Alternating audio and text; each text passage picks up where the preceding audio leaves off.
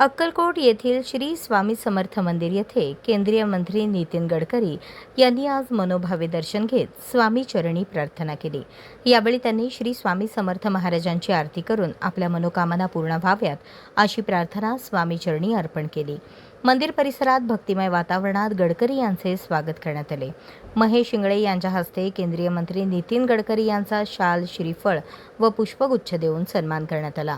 त्यानंतर श्री स्वामी समर्थ महाराज अन्नछत्र मंडळ ट्रस्ट येथेही नितीन गडकरी यांनी भेट देत स्वामींचे पूजन केले।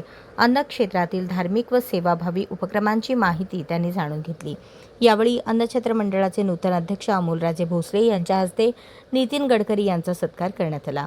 गडकरी यांच्या भेटीमुळे अक्कलकोट परिसरात भक्त आणि कार्यकर्त्यांमध्ये उत्साहाचे वातावरण पाहायला मिळाले।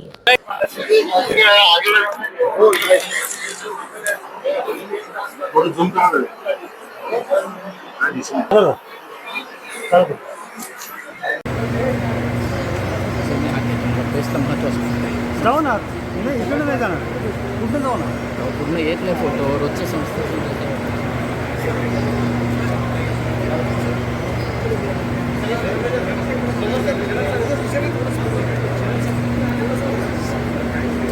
किती हलवता